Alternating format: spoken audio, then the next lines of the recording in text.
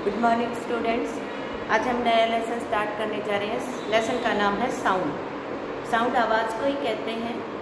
आप कितनी सारी आवाज़ें दिन भर में सुनते हैं। आप फ़ोन सुनते हैं रिंगिंग से, आपके स्कूल में जब बेल ओवर हो जाती है तो आप बेल की आवाज़ सुनते हैं। इसी तरीके से आपकी जब डोर बेल बजती है तो आप डोर बेल की आवाज़ सुनते हैं, आप फ़ैन की साउंड सुनते हैं, आप हमारी आवाज़ सुन सकते हैं। ये सारी आवाज़ें हम कैसे सुनते हैं ये हम इस लेसन में पढ़ेंगे। इसके अतिरिक्त हम और भी बहुत कुछ इस लेसन में साउंड के बारे में पढ़ेंगे। साउंड से रिलेटेड कुछ टर्म्स हैं वो पढ़ेंगे। साउंड की हमारी जो लाइफ है उसमें इम्पोर्टेंस है, आपको पता ही है कि जो इम्पोर्टेंस है वो किस तरीके से है। साउंड कम्युनिकेशन में हमारी मदद करता है। इसके बाद कुछ एग्जांपल और भी हैं कि म्यूज़िकल्स जो इंस्ट्रूमेंट है हम साउंड प्रोड्यूस करते हैं, उसकी भी हमारी लाइफ में बहुत इम्पोर्टेंस है। जब हमारा मूड ख़राब होता है या फिर हम एंटरटेन करना चाहते हैं तो हम म्यूज़िकल म्यूज़िक जो है यानी कि अच्छा म्यूज़िक जो है हम सुनते हैं। तो हम इस लेसन को एक्टिविटीज़ के थ्रू पढ़ेंगे। सबसे हम पहले पढ़ेंगे कि साउंड प्रोड्यूस कैसे होता है। साउंड प्रोड्यूसिंग के लिए आप क्या करेंगे, एक कोई भी हैंगिंग पेन ले लेंगे। हैंगिंग पेन की जगह हम यहाँ पर एक ये मेटल का स्केल ले रहे हैं। इसको आप ऐसे हैंग कर सकते हैं। इस तरीके से हैंग करने के बाद आप इसको किसी स्टिक से या स्पून से इस तरीके से स्टक करेंगे। स्टक करने के बाद आपने यहाँ पर मैंने टच किया हुआ है तो मुझे तो पहले ही महसूस हो रहा है कि ये वाइब्रेट कर रहा है। इसके बाद जब ये आराम से हैंग किया हुआ है उस समय जब आप इसको ऐसे स्टक करेंगे और इसको आप ऐसे छू देंगे तो इसकी वाइब्रेशन जो है वो स्टॉप हो जाती है। तो जैसे ही इसकी वाइब्रेशन स्टॉप हो जाती है इसकी साउंड जो है वो भी स्टॉप हो जाती है। तो इससे आपने समझा कि जो साउंड है वो वाइब्रेशन के कारण ही प्रोड्यूस हो रही थी। दूसरी एक्टिविटी में हम क्या करेंगे कि 2 पेंसिल ले लेंगे और पेंसिल को रबड़ बैंड से ऐसे स्ट्रेच कर देंगे, बिल्कुल इस तरीके से। ये 2 पेंसिल और एक रबर बैंड को डालते हुए रबर बैंड को हमने स्ट्रेच कर दिया और स्ट्रेचिंग जो रबर बैंड है उसको हमने इस तरीके से प्लग किया। इस तरीके से जब प्लग करेंगे इसको तो हमें पता है कि जो रबर बैंड है वो वाइब्रेट करेगा और थोड़ी सी साउंड भी प्रोड्यूस होगी। इसके बाद जो हम साउंड प्रोड्यूसिंग का एक और एग्जाम्पल पढ़ लेते हैं। उसके लिए आप क्या करेंगे, एक बड़ा सा पेन लेंगे। बड़ा सा पेन में आप किचन में से थाली ले सकते हैं। थाली में आप वाटर डालेंगे और वाटर डालने के बाद उसको किसी सेफ प्लेस पर रखकर स्पून से स्टक करेंगे। स्पून से इस तरीके से स्टक करेंगे तो हम देख सकते हैं कि जो वाटर है उसमें वेव प्रोड्यूस हो रही है। ये वेव कहाँ से आई? वास्तव में जैसे ही हमने थाली को स्टक किया स्पून से उसमें वाइब्रेशन प्रोड्यूस हुई और उसी वाइब्रेशन के कारण साउंड प्रोड्यूस हुई।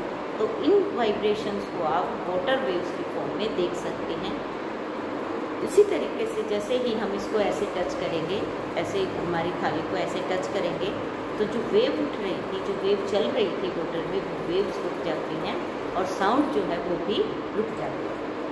इसके बाद आप और बहुत सारे लोकल म्यूजिकल इंस्ट्रूमेंट हैं जिनमें आप समझ सकते हैं कि जब साउंड प्रोड्यूस कैसे होती है। घंटम घड़ा होता है जिसको एक नूट बोलते हैं, उसको कोई भी एक इंस्ट्रूमेंट ले लेते हैं, इस तरीके से उसको ऐसे बजाते हैं तो म्यूज़िकल साउंड प्रोड्यूस होती है।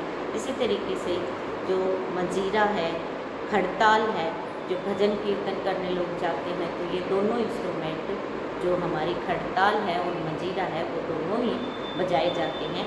तो ये जितने भी म्यूज़िकल इंस्ट्रूमेंट का मैंने नाम लिया है वो सब जो है वाइब्रेशन के कारण ही साउंड प्रोड्यूस होती है।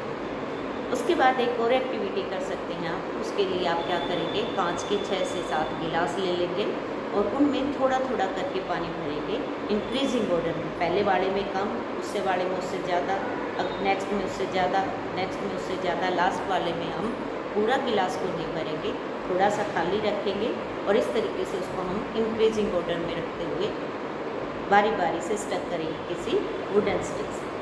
वुडन स्टिक से जब हम उनको बारी बारी से इस तरीके से स्टक करते हैं तो एक बहुत ही प्यारी म्यूज़िकल साउंड निकलती है जिसको हम जल तरंग कहते हैं। तो ये एक्टिविटी आप अपने एंटरटेनमेंट के लिए और साउंड को समझने के लिए जल तरंग प्रोड्यूस करके देख सकते हैं। उसके बाद हमारे गले में से साउंड कैसे प्रोड्यूस होती है इसकी डिटेल हम पढ़ने जा रहे हैं। तो सबसे पहले तो आप ये समझ लीजिए कि आपके गले में एक वॉइस बॉक्स है, वॉइस बॉक्स कहाँ है? ये हमारी जो ट्रैकिया होता है, विंड पाइप, जिसमें से हम सांस लेते हैं, लंग्स में हवा जाती है नोज़ के थ्रू, तो वही जो हमारा ट्रैकिया है उसके ऊपर वाले हिस्से में, अपर पार्ट में क्या होता है? एक बॉक्स होता है जिसको हम वॉइस बॉक्स या लैरिंग्स कहते हैं। इस लैरिंग्स के बारे में आप चैप्टर 10 में पढ़ चुके हैं। चैप्टर 10 में आपने पढ़ा था कि जो बॉयज़ होते हैं उनके गले में एक प्रोट्रूडिंग पार्ट होता है। जब वो प्यूबर्टी एज में जाते हैं तो उनके गले में एक प्रोट्रूडिंग पार्ट होता है। प्रोट्रूडिंग होता है बाहर की ओर उभरा हुआ। तो यहाँ से बाहर की ओर उभरा हुआ जो पार्ट है उसको आप अच्छे से देख सकते हैं। बॉयज़ में प्यूबर्टी एज में वही वॉइस बॉक्स है। गर्ल्स में ये ज़्यादा सीन नहीं होता, लेकिन होता सब में, उसी में से साउंड प्रोड्यूस होता है। तो इसके अंदर एक क्या होता है? वोकल कॉर्ड होती हैं जो वाइब्रेशन के कारण साउंड प्रोड्यूस करती हैं। इस बात को आप महसूस भी कर सकते हैं। कैसे महसूस करेंगे? आप जैसे बोल रही हैं तो आप अपने गले पर इस तरीके से हाथ रख कर देखिए। हाथ रख कर देखने पर हमें पता चलेगा कि हमारा गले में से वाइब्रेशंस जो हैं वो निकल रही हैं। हम महसूस कर सकते हैं वाइब्रेशंस को। तो इस तरीके से आपको पता चल जाएगा कि हमारे गले में ज़रूर कुछ ऐसा है जो वाइब्रेट हो रहा है और साउंड प्रोड्यूस कर रहा है। तो उसके लिए हम वॉइस बॉक्स को डायग्रामेटिकली समझ लेते हैं। यहाँ पर आप देखो ये वॉइस बॉक्स है, ये जो है ये यहाँ पर ये स्ट्रक्चर यहाँ से इस तरीके से स्ट्रक्चर होती है। यहाँ से एयर पास होती है लंग्स में से, लंग्स में से एयर ऊपर की तरफ फोर्स की जाती है। तो यहाँ से इस स्पेस से एयर जो है वो ऊपर की तरफ आती है। तो ये यहाँ पर ये वोकल कॉर्ड्स हैं जो कि वाइब्रेट करती है। जैसे ही एयर इसमें से पास होगी वोकल कॉर्ड जो है वो वाइब्रेट होगी और इनकी वाइब्रेशन के कारण साउंड प्रोड्यूस होती है। अब ये जो साउंड प्रोड्यूस होती है सब में अलग अलग तरह की क्यों होती है? मेरी आवाज़ अलग है, आपकी अलग है, आपकी बहन की अलग है, आपके पापा की आवाज़ अलग है। तो ये आवाज़ें अलग कैसे होती हैं? ये आवाज़ें अलग होने के दो रीज़न हैं। पहला रीज़न है वोकल कॉर्ड की लेंथ और दूसरा रीज़न है वोकल कॉर्ड के बीच में जो स्पेस है जिसको हम स्लिट भी बोलते हैं वो कितना कम है या ज़्यादा है। मीन्स वो जो स्पेस है वो कम या ज़्यादा होने पर भी साउंड की क्वालिटी डिपेंड करती है। तो हम लेंथ की बात कर लेते हैं पहले। जो मेन होते हैं उनमें वोकल कॉर्ड की लेंथ नियर अबाउट 20 mm होती है।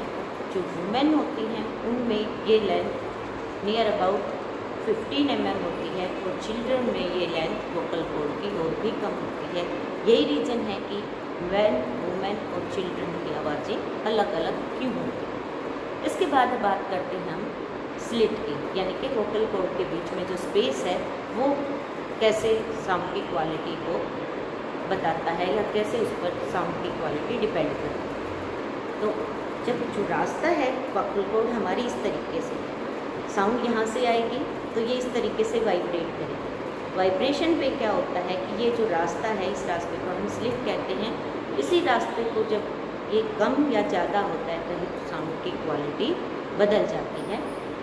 इसलिए हम सब की जो साउंड है वो अलग अलग है। उसके बाद हम बात करते हैं साउंड के प्रोपेगेशन की कि साउंड कैसे प्रोपेगेट करती है।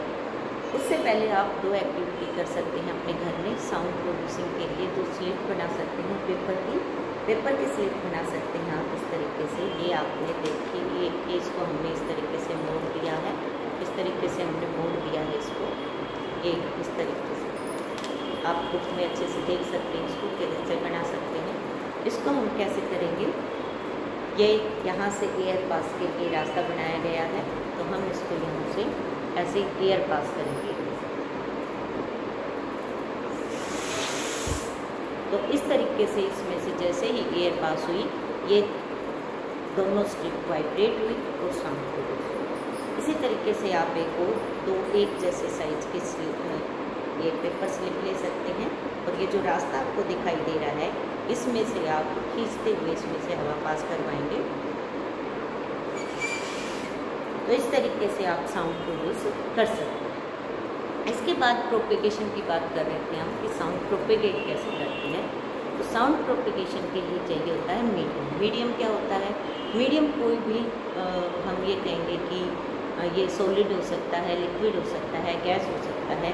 तो मीडियम, एयर भी एक मीडियम है, वाटर भी एक मीडियम है। हम ये कहेंगे कि हमारी जितनी भी चीज़ें आसपास हम देखते हैं ये भी मीडियम ही हो। तो साउंड कैसे प्रोपेगेट करती है, इसके लिए हम क्या करेंगे, एक एक्टिविटी करेंगे। एक्टिविटी के लिए आपको क्या लेना है, एक टम्बलर लेना है। तो मेरे पास यहाँ पर ये टम्बलर जैसा ही है, तो आप इससे छोटा या बड़ा टम्बलर ले सकते हैं जिसमें आपका सेल फोन आ जाए। तो सेल फोन को आप इस टम्बलर में रखेंगे और अपने दोस्त को कहेंगे कि इस पर रिंग करें, और उस रिंग की जो साउंड है वो आप अच्छे से सुनेंगे कि वो कैसा है। उसके बाद आप क्या करेंगे कि सेल फोन इसी में रखा रहेगा और आप इस पर इस तरीके से हाथ रखते हैं। क्या करेंगे, इस तरीके से हाथ रखते हैं, ऐसे एयर सक कर लेंगे, ऐसे एयर को सक करेंगे। और एयर जब आप सक करो उस समय अपने दोस्त को कहो कि वो उस पर दोबारा रिंग करे और उस समय उसकी साउंड को सुनो। तो इस समय इसकी साउंड जो हो फेंटर होगा। फेंटर का मतलब है धीमी, धीमी आवाज़ कैसे हो। तो इसके लिए हम समझेंगे कि पहले जब टम्बलर के अंदर काफ़ी एयर थी तो एयर के कारण साउंड अच्छे से प्रोपेगेट कर रही थी, लेकिन जैसे ही उसके अंदर से हमने हवा को सक कर लिया, एयर कम हो गई वहाँ पर, तो साउंड को प्रोपेगेशन में डिफ़िकल्टी हुई और साउंड प्रोपेगेट नहीं कर पाई, मीन्स हमें थोड़ी सुनाई दी। इसी तरीके से ऐसा जो स्पेस होता है जहाँ पर हवा बिल्कुल भी ना हो, वहाँ हम साउंड को सुन नहीं सकते। और ऐसे स्पेस को जहाँ पर हवा नहीं होती है उस जगह को हम क्या कहते हैं, वैक्यूम कहते हैं। इस बारे में आप एक्सपेरिमेंटली 9th क्लास में डिटेल से वो भी पढ़ेंगे। साउंड का लेसन 9th क्लास में भी पढ़ाया जाएगा आपको, जिसमें एक एक्सपेरिमेंट के थ्रू आप ये प्रूव कर सकते हैं कि साउंड जो है वो बिना एयर के प्रोपेगेट नहीं कर सकते। इसी तरीके से जो स्पेस में लोग जाते हैं वहाँ पर बेशक से वो एक दूसरे के पास भी क्यों ना हो, लेकिन वो अपनी साउंड को नहीं सुन सकते क्योंकि वहाँ पर एयर नहीं है, वहाँ पर वैक्यूम। इसके बाद जो एक्टिविटी हमने करनी है वो लिक्विड के लिए करनी है कि साउंड लिक्विड में से प्रोपेगेट करती है या नहीं करती। तो उसके लिए हम क्या करेंगे, एक बड़ा सा टब ले लेंगे या बड़ी सी बकेट ले लेंगे और उसमें वाटर भर लेंगे। उसके बाद जो हम पूजा में यूज़ करते हैं वो बेल ले लेंगे और अपना एक हाथ पानी में रखते हुए उस बेल को बजाएंगे, रिंगिंग करेंगे। और अपना ईयर जो है हम अपने कहाँ रखेंगे, बकेट की सरफेस, जो वाटर सरफेस है उससे थोड़ा सा ऊपर, वाटर सरफेस से थोड़ा सा ऊपर अपने कान को ऐसे लगाएंगे और रिंगिंग करते हुए साउंड को सुनेंगे। और आप इस एक्टिविटी को घर पर करके देखें और पता लगाएं कि लिक्विड में से साउंड प्रोपेगेट करती है या नहीं करती। अब इसके लिए आप क्या करेंगे, सॉलिड में चेक करेंगे कि साउंड प्रोपेगेट करती है या नहीं करती। उसके लिए आप मेटल का स्केल ले सकते हैं, कोई वुडन स्टिक ले सकते हैं। तो अपने दोस्त की मदद से इस एक्टिविटी को कंप्लीट करेंगे क्या कि कोई भी एक वुडन स्टिक लेंगे या मेटल स्केल लेंगे या फिर किसी टेबल के दो जो हमारे पोर्शन है, एक इस एंड पर दूसरा दूसरे एंड पर बच्चा बैठ सकता है और एक बच्चा क्या करेगा, किसी भी मेटल की चीज़ को इस तरीके से स्ट्रेच करेगा और दूसरा बच्चा दूसरे एंड पर अपने ईयर को लगाकर उस स्ट्रेचिंग की साउंड को सुनेगा। अगर आप सुन सकते हैं तो आपको महसूस होगा कि सॉलिड में से भी साउंड प्रोपेगेट करती है। तो इस तरीके से आपको पता चला कि जो साउंड है वो तीनों ही मीडियम, सॉलिड, लिक्विड और गैस में से प्रोपेगेट कर सकती है। इसके लिए आप जो सॉलिड में से ट्रैवल करने की बात हो रही है उसके लिए आप एक टॉय फोन भी बना सकते हैं। टॉय फोन के लिए आप क्या करेंगे, दो पेपर कप लेंगे। आप पेपर कप भी ले सकते हैं, आप हमारा जो थर्माकोल पेपर कप होता है वो भी ले सकते हैं। और उसके जैसे मान लो ये हमारा क्या है, पेपर कप है और इसके अंदर हम यहाँ पर इस जगह पर एक छेद कर लेंगे और छेद में से हम एक धागा पास करते हुए दूसरी तरफ एक नॉट लगा देंगे ताकि धागा खींचने पर वहाँ से निकले। ठीक है, इसी तरीके से दूसरे सिरे पर जो हमारा धागा है उसके दूसरे सिरे पर दूसरा कप को भी फिक्स कर देंगे। अब इसको यूज़ कैसे करना है, यूज़ करने के लिए हम क्या करेंगे, अपने एक दोस्त को कहेंगे कि इस कप में से कोई भी आवाज़ जो है वो बोले और आप दूसरी तरफ खड़े होकर दूसरे कप को अपने ईयर पर ऐसे लगा लेंगे तो वो साउंड आप सुन सकते हैं। बचपन में बहुत बच्चे इस टॉय से पहले खेलते थे। आजकल तो बच्चों के पास बहुत सारे टॉयज होते हैं, तो इस तरह के टॉयज बच्चे बनाते भी नहीं हैं, लेकिन आप साउंड को समझने के लिए इस टॉय को बना सकते हैं। इस आज के लिए हम इतना ही लेसन करेंगे, बाकी का जो लेसन हमारा बच गया है उसको नेक्स्ट वीडियो में करेंगे। Thank you, have a nice day.